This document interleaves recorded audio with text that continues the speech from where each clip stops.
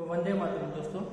हमने पिछले video lecture में हमारा पहला चैप्टर यानी कि पहली इकाई जो थी तेरी है जमीन, जिसकी संपूर्ण समझ प्राप्त कर ली थी और उसके साथ साथ अभ्यास के प्रश्नों के बारे में भी हमने चर्चा की थी। और आज के वीडियो लेक्चर में दोस्तों ये स्वाध्याय के कुछ प्रश्न हैं जिसकी यहाँ पर मैं आपके सामने मौलिक चर्चा करूँगा और उसके बाद भाषा सज्जता में वचन परिवर्तन नाम का जो हमारी किताब में टॉपिक है उसके साथ साथ उनकी भी आज के वीडियो लेक्चर में हम चर्चा कर लेते हैं। तो दोस्तों स्वाध्याय में प्रश्न नंबर 1 में कुछ आपको ऐसा कहा गया है, निम्नलिखित प्रश्नों के उत्तर दीजिए या तो लिखिए, जिसका यहाँ पर हम मौलिक चर्चा करें तो आपके सामने कि भाई पहला सवाल है, कवि ईश्वर से क्या चाहते हैं? कवि ईश्वर से क्या चाहते हैं? तो हम बता सकते हैं कि भाई कवि ईश्वर से चाहते हैं कि अपराधों को क्षमा करें, यानी कि कवि ईश्वर से ऐसा चाहते हैं कि वह हमारे अपराधों को क्षमा करे और वह हमेशा लोगों पर अपनी कृपा दृष्टि रखे या तो अपनी दया दृष्टि रखे, ऐसा हम लिख सकते हैं। उसके बाद दूसरा सवाल है, तो अपनी नजर हम पर रखना ऐसा कवि क्यों कहते हैं? कि भाई कवि इसलिए ऐसा कहते हैं कि भाई इसकी इच्छा से ही हमारा इस पृथ्वी पर या तो इस धरती पर जन्म हुआ है और हमारा जीवन ईश्वर के यानी कि उसी के ही भरोसे पर चलता है। इसलिए कवि कहते हैं कि तू हमें मारे या तो जिंदा रखे। तो इसी प्रकार अपनी नजर हम पर रखना ऐसा कवि कहते हैं। तीसरा सवाल है, कवि किसे सबसे ताकत वाला मानते हैं? कवि ईश्वर को सबसे ताकत वाला मानते हैं क्योंकि वह सर्वशक्तिमान है इसलिए। और चौथा सवाल है, कवि खुद से क्या कहना चाहते हैं? तो कवि खुदा से, सॉरी यहाँ पर खुद नहीं परंतु कवि खुदा से क्या कहना चाहते हैं? तो हम कहेंगे कि कवि खुदा से कहना चाहते हैं कि वह सर्वशक्तिमान है और दयालु है। हम सभी ईश्वर के सामने सिर झुकाकर या तो अपना मस्तक झुकाकर रहते हैं। तो ऐसा जो एकदम शॉर्ट या तो संक्षेप में इस चारों प्रश्नों के उत्तर दोस्तों है। आप इस काव्य कुछ इस प्रकार पढ़े, उससे आप इसके उत्तर आराम से लिख पाएंगे। उसके बाद प्रश्न नंबर दूसरा है, दिए गए भाव के आधार पर काव्य पंक्तियां लिखिए। जैसे कि हे ईश्वर, तेरी कृपा से मुझे शरीर और प्राण मिले हैं, चाहे जो भी हो तुम अपनी कृपा दृष्टि हम पर सदा रखना। दूसरे शब्द है कि हे प्रभु, ये सारा संसार तेरा है, तू बड़ा दयालु है, तू हम पर अपनी दया दृष्टि रखना। अर्थात ये जो काव्य की जो पंक्ति है उसमें से इन शब्दों के आधार पर आप इस काव्य पंक्ति को अपने तरीके से लिख सकते, एकदम सरल है। और उसके बाद तीसरा सवाल है, अपूर्ण काव्य पूर्ण कीजिए। तो मेरी प्यारी प्यारी गाय, घर की राज दुलारी गाय, जो भी देखे खुश हो जाए। तीसरी पंक्ति में इस प्रकार जोड़ेंगे, जो भी देखे खुश हो जाए ऐसी मेरी गाय, ऐसे न्यारी मेरी गाय, न्यारी यानी कि प्यारी, ऐसी न्यारी मेरी गाय। इस प्रकार इस प्रश्न का उत्तर भी आप ये संक्षेप में लिख सकते हैं। चौथा सवाल है, यह गीत Hindi film the burning train से लिया गया है। तुमने इस प्रकार की और कई प्रार्थनाएं भी दोस्तों सुनी होगी, ऐसी ही कोई और प्रार्थना लिखो जो कि किसी फिल्मों में हो। और पांचवा सवाल है, इस प्रार्थना को अपनी मातृभाषा में लिखिए। तो इसी प्रकार दोस्तों स्वाध्याय एकदम सरल है। अभ्यास में कुछ प्रश्न थे, स्वाध्याय में कुछ खास प्रश्न यहाँ पर दिए गए जो हेतुलक्षी प्रश्न 4 है उसके उत्तर आपको लिखने हैं। और प्रश्न नंबर 2 जो भाव के आधार पर काव्य पंक्तियों को आपको पूर्ण करना है। इसके बाद तीसरा, चौथा और पांचवा प्रश्न को आपको अपनी बुक में लिखने की आवश्यकता नहीं है। तो दोस्तों इस वीडियो लेक्चर के साथ मैं आपको चैप्टर नंबर 1 का स्टडी मटेरियल्स भी इसके साथ भेजूंगा, जो आप स्वाध्याय के सभी प्रश्नों के उत्तर या तो अभ्यास के सभी प्रश्नों के उत्तर जो आपको जरूरी है, जो मैंने आपको बताया है, सभी प्रश्नों को आप अपनी बुक में सुंदर अक्षर से आपको लिखना है। अब दोस्तों भाषा सज्जता, जो स्वाध्याय के कुछ प्रश्न थे उसकी तो हमने चर्चा कर ली, पर भाषा सज्जता का एक टॉपिक है जिसमें वचन परिवर्तन और लिंग परिवर्तन 2 टॉपिक आते हैं। जबकि पहले वीडियो लेक्चर में हमने जब आरंभ किया इस सत्र का, तब लिंग परिवर्तन का जो व्याकरण का टॉपिक था वह हमने दोस्तों आपके साथ आपको समझाकर पूर्ण कर दिया। और आज का जो इस पहले चैप्टर के बाद का जो टॉपिक है वचन परिवर्तन, दोस्तों आप 7वीं कक्षा में भी सीख गए हैं एक वचन का बहुवचन कैसे किया जाता है, तो बहुवचन को एक वचन में परिवर्तित कैसे किया जाता है। तो उसके कुछ नियम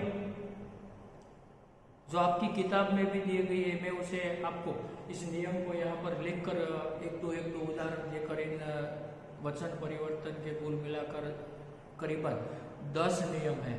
तो दोस्तों इन 10 नियम को आपको लिखकर उसे याद रखना है और कुछ उदाहरण मैं यहाँ पर दूंगा। और इसके अलावा और उदाहरण आपकी किताब में भी है और आप भी अपने तरीके से उसके उदाहरण एक बार उसके नियम समझने के बाद आप लिख सकते हैं। तो ये वचन परिवर्तन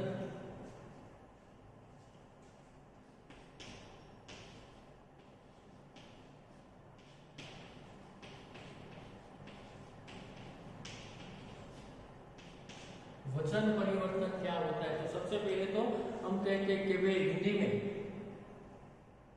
एक वचन और दो वचन, कुल मिलाकर 2 वचन है, इसलिए कि एक वचन का हमें 2 वचन में परिवर्तन करना है। जब कोई एक व्यक्ति का हमें बोध होता है, एक वस्तु का हमें बोध होता है, एक स्थान का हमें बोध होता है, तभी वह एक वचन है। और एक से ज्यादा या तो 2 या तो इनसे ज्यादा व्यक्ति, वस्तु, स्थान या किसी भी प्रकार का हमें जब बोध होता है तभी वह बहुवचन में परिवर्तन हो जाते हैं। જેવી રીતે આપણે ગુજરાતીમાં એક વચન અને બહુવચન, એક लड़का एक वचन, लड़के तो एक से ज्यादा हो जाएंगे, इसलिए वह बहुवचन हो जाएंगे। तो इसलिए के लिए हमें कुछ नियम को समझना पड़ेगा। तो उसके लिए पहला नियम है आकारांत पुल्लिंग शब्दों को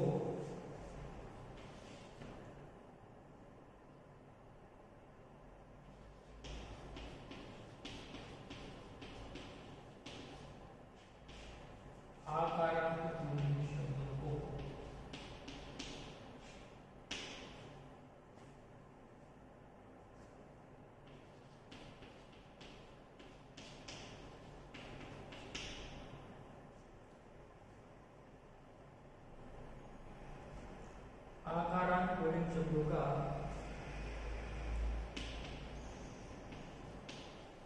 बहुवचन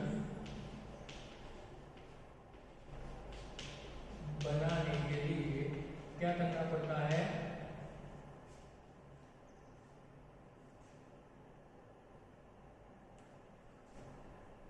शब्दों के अंतिम शब्दों के अंतिम आ को ए कर दिया जाता है। तो दोस्तों ये नियम यहाँ पर लागू पड़ेगा कि आकारांत पुल्लिंग शब्द, जो शब्द पुल्लिंग है और अंत आ है, तो इन शब्दों को बहुवचन बनाने के लिए जो अंतिम आ को ये कर दिया जाता है। जैसे कि उदाहरण देखिए, ताला क्या होगा? ताले। जैसे कि अंतिम आ उसका ये कर दिया तो ताले। इस प्रकार कमरा तो कमरे। फिर एक शब्द लेते हैं लड़का, लड़के। तो दोस्तों ऐसे समझे कि ताला के भाई ये नियम है कि आकारानुकूलित शब्द ताला, कमरा, लड़का ये सभी आकारानुकूलित शब्द यहाँ पर ला, रा और का ये सभी का अंत है वो आकारांत है और आकारांत को बहुवचन बनाने के लिए आ को ये कर दिया जाता है यानी कि ताला शब्द से ताले बहुवचन बन गया, कमरा एक वचन, कमरे करने से बहुवचन हो गया, लड़का एक वचन और लड़के शब्द ये करने से क्या बन गया, बहुवचन वाला शब्द बन गया। ये है नियम नंबर 1। उसके बाद जो दूसरा नियम है अकारांत स्त्रीलिंग शब्दों का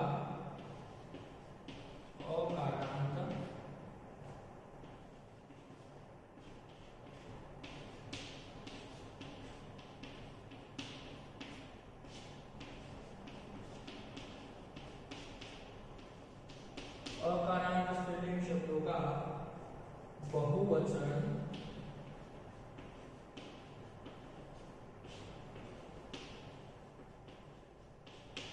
बनाने के लिए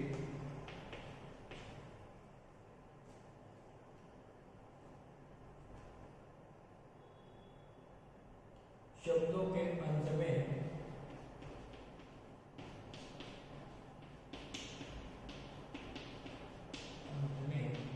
क्या करना है,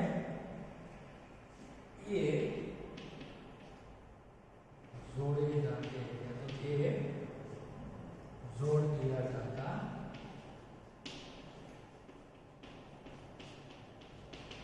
एक बात खास दोस्तों, ये जो सारा का सारा वचन परिवर्तन का टॉपिक है, आपको जो आपको मैंने सूचना दी है, आप ग्रामर की बुक जो आप बनाते लेखन और ग्रामर विभाग, तो इन ग्रामर विभाग की बुक में सारा टॉपिक को आपको लिखना है। मैं सारा का सारा टॉपिक आपको बोर्ड पर लिख कर ही पढ़ाऊंगा, इसलिए आप सीधे ही आप अपनी ग्रामर की बुक में उसे लिख सकते हैं।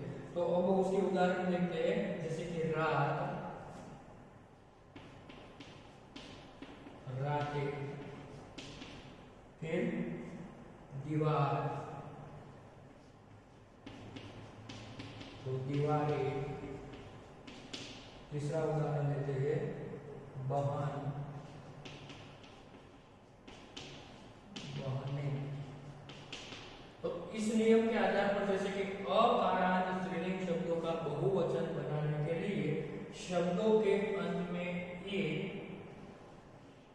जोड़ दिया जाता है। जैसे कि तो रात में तो अकारांत है, कैसा है, अकारांत। दीवार में रो अकारांत है, बहन में नो अकारांत है। उसके अंत में रात को तो को ए जोड़ दिया जाता है कि ए जोड़ने से रात ए हो गया, यहाँ पर रो को ए जोड़ने से दीवार ए बन गया, न को ए जोड़ने से बहन ने बन गया। ये नियम नंबर है दूसरा। इसके बाद तीसरा नियम यहाँ पर पढ़ते हैं, जैसे कि अकारांत स्त्रीलिंग शब्दों का आकारांत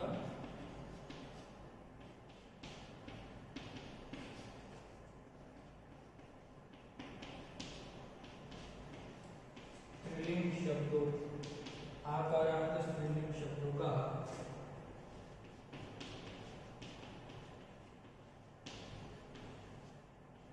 बहुवचन बनाने के लिए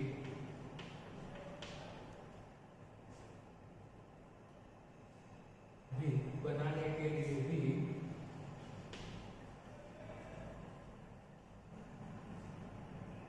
शब्दों के अंत में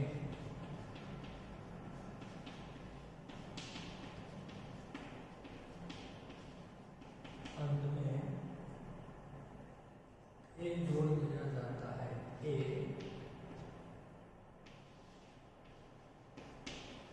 जोड़ दिया जाता है। उदाहरण देखिए, लता, तो लताएं। दूसरा उदाहरण कन्या, कन्याएं।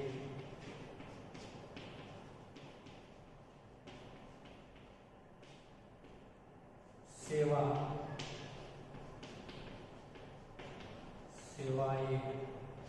तो इसी प्रकार दोस्तों जब ये नियम है इसी प्रकार के अकारांत स्त्रीलिंग शब्दों को बहुवचन बनाने के लिए क्या करते हैं हम ये जोड़ देते हैं। इसी प्रकार आकारांत वाले शब्दों में भी ऐसा होता है, जैसे कि यहाँ पर लता, कन्या, सेवा, तो ये आकारांत शब्द यानी कि आकारांत। जिस प्रकार अकारांत स्त्रीलिंग शब्दों को बहुवचन बनाने के लिए ये जोड़ दिए जाते हैं, उसी प्रकार आकारांत स्त्रीलिंग शब्दों को बहुवचन बनाने के लिए भी ये जोड़कर ये बहुवचन वाला शब्द बन जाता है। यानी कि ये दूसरा और तीसरा नियम एकदम एक साथ मिलता जुलता हुआ है। फर्क मात्र तफावत इतना है कि अकारांत स्त्रीलिंग शब्दों का बहुवचन बनाए तब भी ये जोड़ा जाता है, आकारांत स्त्रीलिंग शब्दों का बहुवचन बनाए तब भी ये जोड़ा जाता है। इसलिए एक तरह से एकदम सामान्य एक समान नियम है, अकारांत हो या तो आकारांत हो, दोनों स्त्रीलिंग शब्दों को पुल्लिंग बनाने के लिए अंत में स्त्रीलिंग शब्दों को बहुवचन में परिवर्तित करने के लिए ये बनाया जाता है, यानी कि ये जोड़ा जाता है।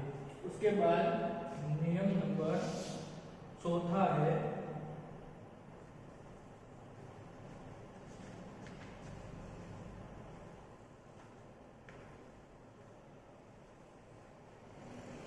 इकारांत स्त्रीलिंग शब्दों के अंत में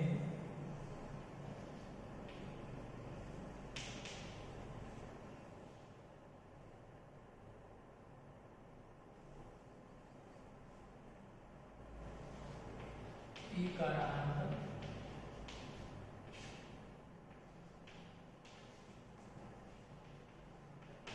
स्त्रीलिंग शब्दों के अंत में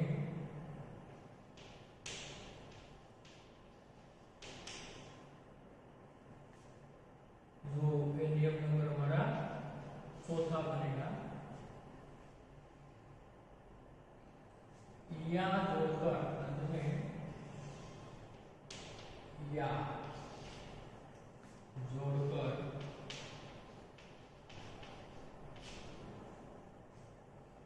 बहुवचन बनाया जाता है, बहुवचन बनाया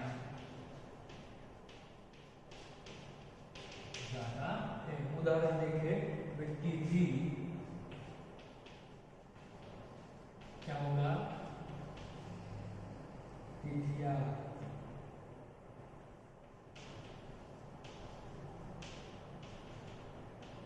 विधि और विधिया। उसी प्रकार लिपि क्या होगा, लिपिया।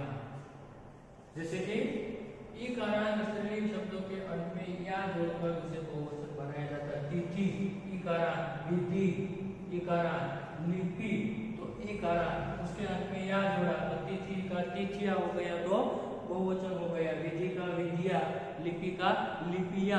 यानी कि या जोड़ने से एक वचन वाले शब्द तिथि, विधि और लिपि, इन तीनों शब्दों को यहाँ पर बहुवचन में परिवर्तित किया जाता है। इसके अलावा और कोई शब्द भी आप लग सकते हैं, जाति तो जातिया, पंक्ति तो पंक्तिया, नीति तो नीतिया। इसके अलावा और सारे उदाहरण भी आप उसके बारे में दे सकते हैं। उसके बाद नियम नंबर जो हमारा पांचवा है, जैसे कि इकारांत, ये जो बड़ा वाला इकारांत, ये जो ह्रस्व ई है और ये दीर्घ ई, यानी कि इकारांत स्त्रीलिंग शब्द का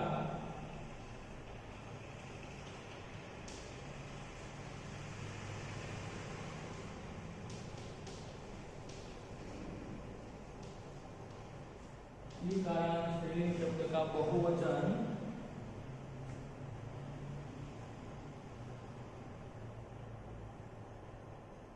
करने के लिए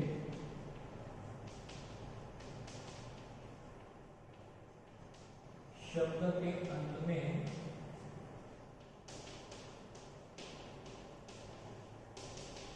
क्या लगाया जाता है, ई को ई करके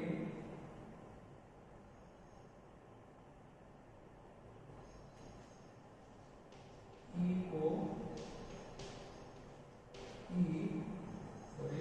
ई का ये जो दीर्घ ई है इसका ह्रस्व ई करके या जोड़ दिया जाता है।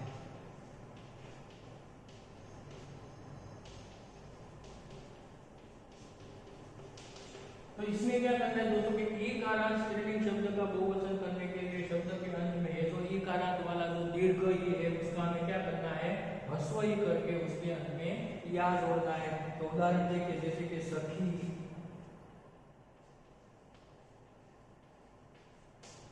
तो क्या होगा सखिया। दूसरा उदाहरण से चींटी, तो चींटिया। एक और उदाहरण लेते हैं हम यहाँ पर डाली, तो डालिया। क्या करेंगे डाली, तो डालिया। अब नियम के आधार पर देखिए ई कारांत स्त्रीलिंग शब्द सखी, खी कैसा है दीर्घ है। चींटी, टी कैसा है दीर्घ ही है लेकिन ई कारांत है। डाली, तो ली दीर्घ है। तो इसका बहुवचन बनाने के लिए नियम के आधार पर शब्द के अंत में जो ये दीर्घ ही है उसका क्या हो जाता है ह्रस्व ई और या लगाया जाता है। जैसे कि यहाँ पर सखी, दीर्घ में से क्या हो गया ह्रस्व हो गया। चींटी, टी क्या हो गया ह्रस्व हो गया। डाली, ली क्या हो गया ह्रस्व हो गया। यानी कि इसको ह्रस्व ही करके या लगा दिया, सभी शब्दों के अंत में या लगा दिया। सखिया, चटिया, डालिया, ये सभी शब्द क्या बन जाते हैं बहुवचन में परिवर्तित हो जाते हैं। नियम नंबर 5वां है। उसके बाद नियम नंबर 6 है जैसे कि इया अंत वाले स्त्रीलिंग शब्द का, अब ये देखिए इया,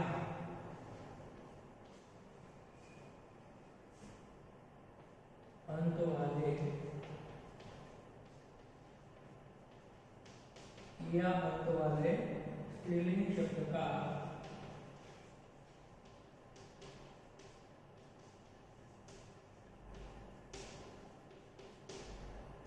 बहुवचन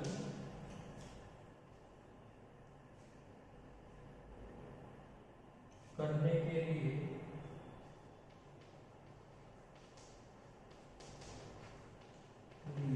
अंतिम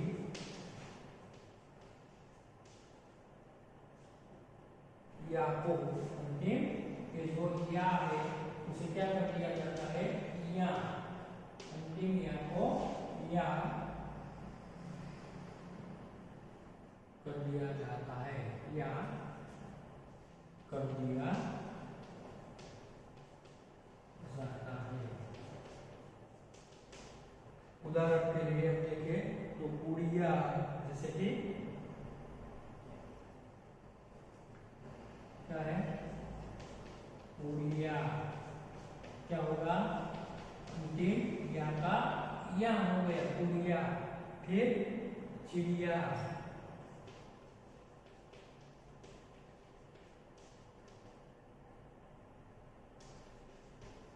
क्या बन जाएगा चिड़िया। जो अर्ध संदर्भ बिंदु के आधार पर लिखकर उसे बनाया जाता है। चूहिया, चूहिया, क्या करेंगे चूहिया। तो इसी प्रकार दोस्तों ये इया के अंत वाले स्त्रीलिंग शब्दों को यानी कि गुड़िया, चिड़िया, चूहिया सभी इया अंत वाले शब्द है उसे बहुवचन बनाने के लिए या का या कर दिया जाता है। ये नियम नंबर जो था 6 था। उसके बाद आगे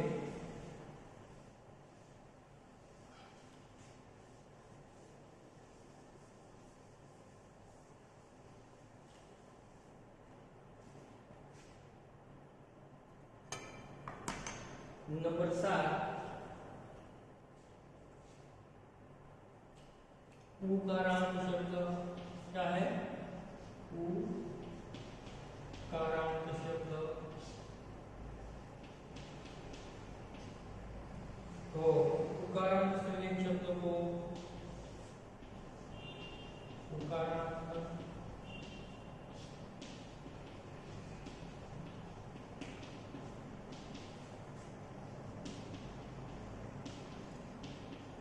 उकारांत स्त्रीलिंग शब्द को, तो उकारांत स्त्रीलिंग शब्द के अंत में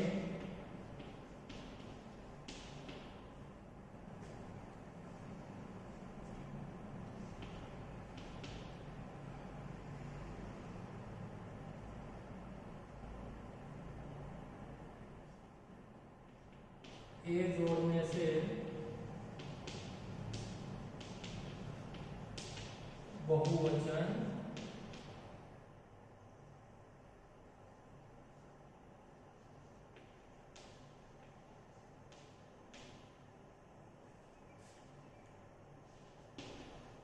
बन जाते हैं।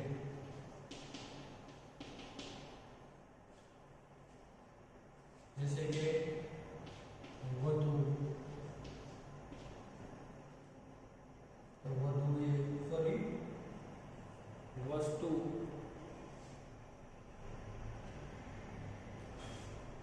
वस्तु,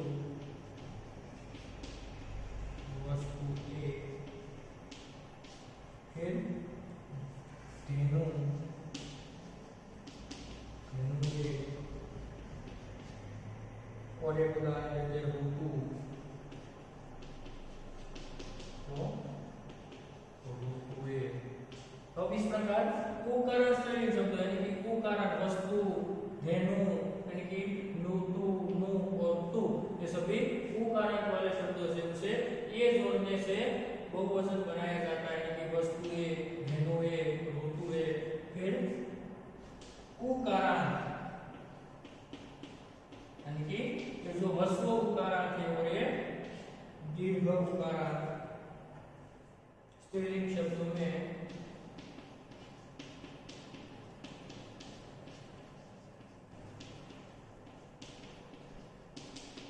उकारांत स्त्रीलिंग शब्दों में उ का ये जो दीर्घ उ है उसका ह्रस्व उ करके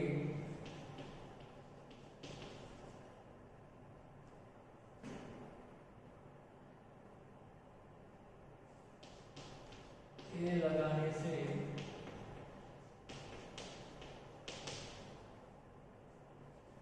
बहुवचन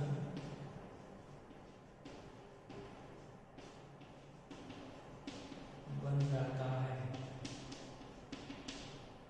जैसे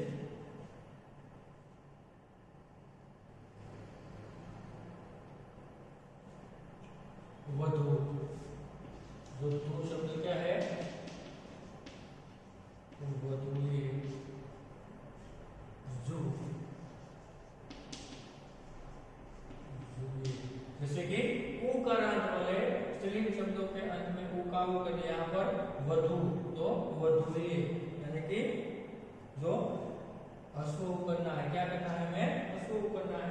जैसे कि वधु, तो वधुए, जु, तो जुए यानी कि ये जो उकारांत वाला दीर्घ ई था उसका दीर्घ उ का हमने ह्रस्व उ कर दिया। और उसके बाद औकारांत जो नियम नंबर ये जो 8वां था और ये 9वां नियम है औकारांत शब्द।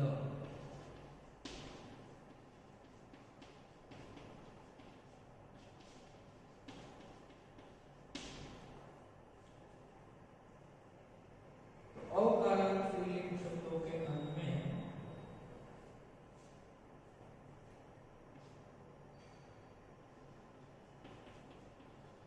नियम है औकारांत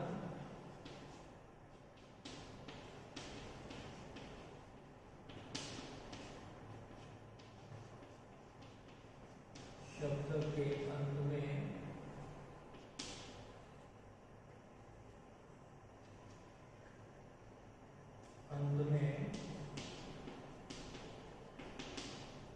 क्या करेंगे? ए लगाकर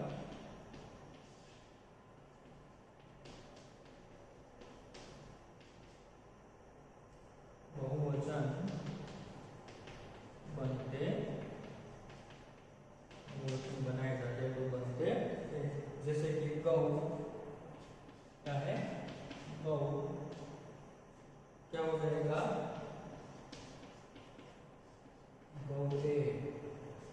इसी प्रकार अवकारण स्त्रीलिंग शब्दों के अंत में ये लगा करके बहुवचन बनाया जाता है, यानी कि जैसे कि प्रजा, और उसके बाद ये जो अवकारण में से ये लगाया जाता है। और अंतिम नियम जो है कि भाई एक वर्ग दल या समूह का बोध कराने के लिए कुछ एक वचन शब्दों के अंत में गण, वर्ग, वृंद, जन जैसे कुछ शब्द जोड़े जाते हैं, जिसके लिए जैसे कि प्रजा तो प्रजानन, गुरु, गुरुजन, छात्र, छात्रगण, पाठक, पाठकगण, श्रोता तो श्रोतागण, यानी कि एक वर्ग या तो कोई ऐसा भी शब्द है जिसमें कि भाई दल या तो समूह का बोध कराने के लिए उस ऐसे एक वचन वाले शब्द, यानी कि प्रजा एक वचन, तो उसके पीछे बहुवचन करने के लिए प्रजानंद किया जाता है। गुरु एक वचन है तो गुरुजन, छात्र तो छात्रगण, यानी कि जन, गण, जन ऐसे कुछ शब्द, वृंद ऐसा किया जाता है। पाठक तो पाठकगण, श्रोता तो श्रोतागण, लेखक तो लेखक वृंद, और अध्यापक तो अध्यापक वृंद ऐसा शब्द भी किया जाता है। ये जो 10वां और अंतिम नियम है जो आपकी किताब में भी बाल दोस्तों दिया गया है, जिसको आप यहाँ पर मैंने कुछ उदाहरण आपके सामने रखने का प्रयास किया। इसके अलावा और उदाहरण आपकी किताब में भी पेज नंबर 3 या तो 4 के ऊपर इसका भी आप अभ्यास करेंगे। तो यहाँ पर दोस्तों ये वचन परिवर्तन वाला टॉपिक, हमारा जो व्याकरण का टॉपिक है वो यहाँ पर हम पूर्ण करते हैं। आप लोग इस टॉपिक को अपनी ग्रामर की या तो लेखन विभाग की जो आपने बुक बनाई उसमें आप सुंदर अक्षर से आपको लिखना है। और अब अगले वीडियो लेक्चर में इसके बाद का जो एक व्याकरण का टॉपिक है जिसमें उपसर्ग और प्रत्यय, उसके बारे में हम अध्ययन करेंगे। और साथ साथ जैसे कि मैंने आपको बताया कि जो पहला चैप्टर है उसका स्टडी मटेरियल भी इस वीडियो के साथ भेजा जाएगा, जो आपको आपकी स्वाध्याय की बुक में अभ्यास या तो स्वाध्याय के प्रश्नों के उत्तर आपको लिखने हैं। Thank you.